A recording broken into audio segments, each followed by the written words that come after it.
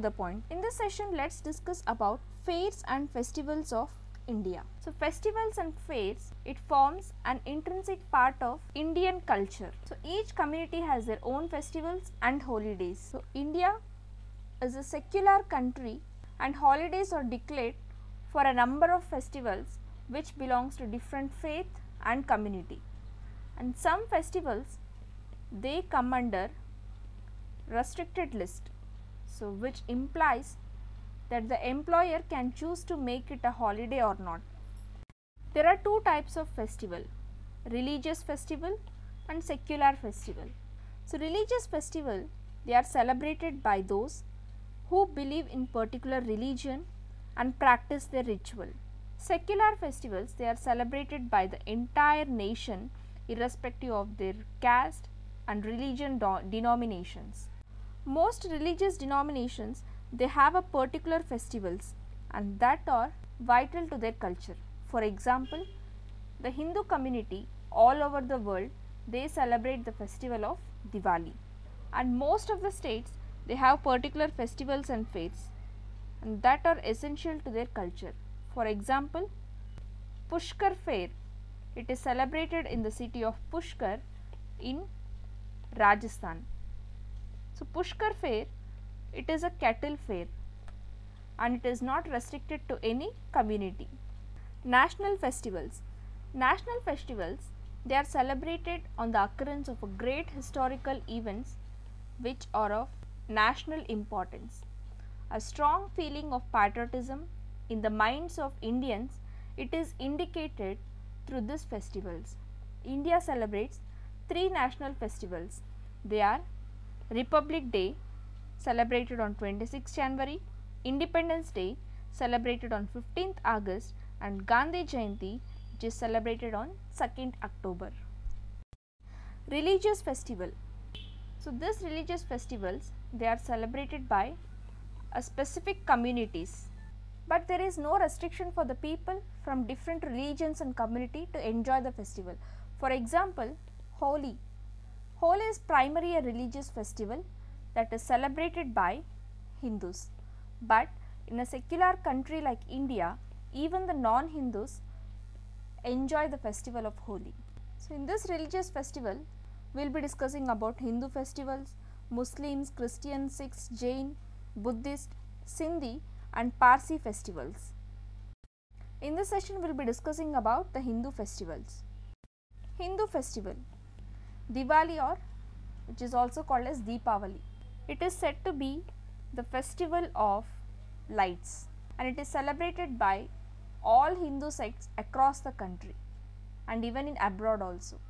Always Deepavali, that is the Diwali, it falls on the auspicious day of new moon day, or which is also called as Amavasya, in the month of Kartika. This Kartika month, it usually falls on October or November.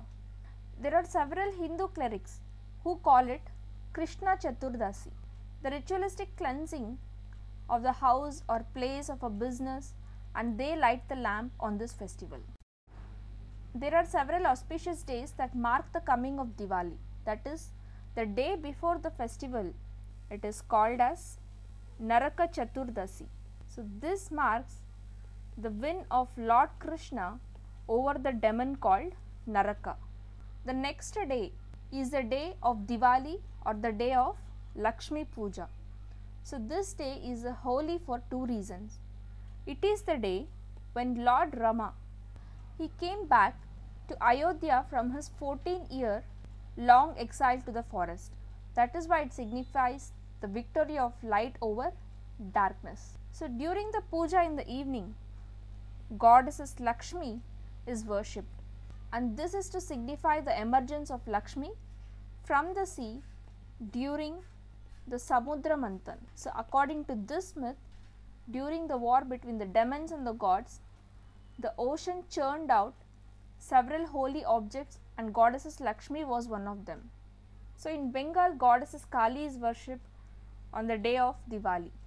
The day of Diwali, it is also known for Chopat Puja, as Lord Krishna preached Karma Yoga to Arjuna in the battlefield in Kurukshetra. And according to Jain philosophy, this day was also the day when Mahavira attained Nirvana, Sharad Purnima.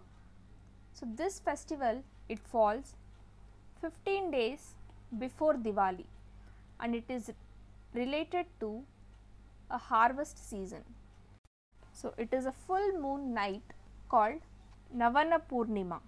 The unique point about this festival is that people drink saffron colored milk during the full moon night, and this ritual is called Kojagiri.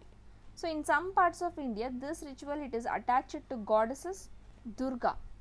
The idol of the goddesses is taken around the premises of the temple in a torchlight procession called Chabina. Holi, it is called the festival of colors and it is celebrated across the nation with color. So Holi defines the culture of India and it is celebrated by the people of various religions and communities. The festival, it is celebrated in the month of Palgan and it falls during end of February and early March. It also marks the beginning of spring and the end of winter. So Holi is celebrated in 2 days. Choti means small Holi and Rang, which is also known as the day of color.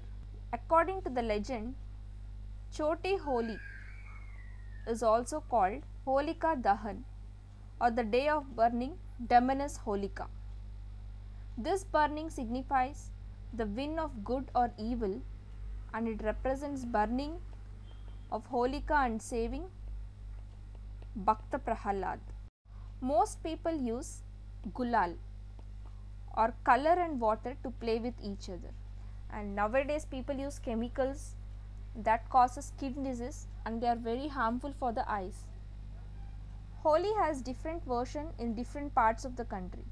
For example, Vrindavan and Mathura, Latmar Holi is celebrated in which the women of the families come out and beat their men with sticks. It is done in a playful manner and it is called as Rangappan Chami in many parts of rural Maharashtra. And in the parts of West Bengal and the parts of Assam, it is called as Basant Utsav or Dol Jatra.